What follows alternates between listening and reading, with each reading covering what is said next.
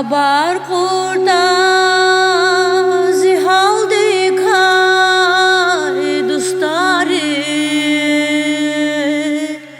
şükür Allah kısa yala dostları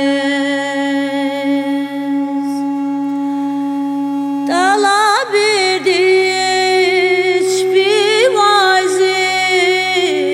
kastarı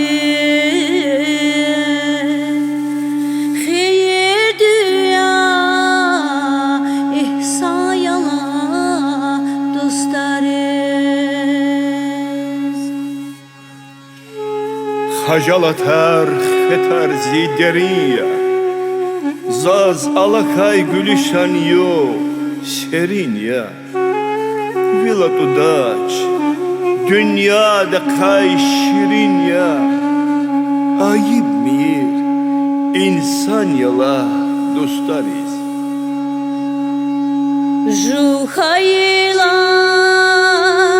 vel halgar arada Gila halvet hajalah dik kurada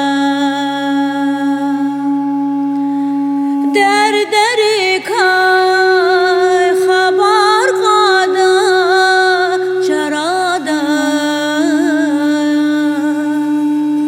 Dünya digam hicra yala dostlarız Ben de avaç halhik yatağa koday Derdini kay haber buna rahaday Fugara din hakikatta akaday Bey adalat duvan yala dostlarız Dostlarızla gafil taku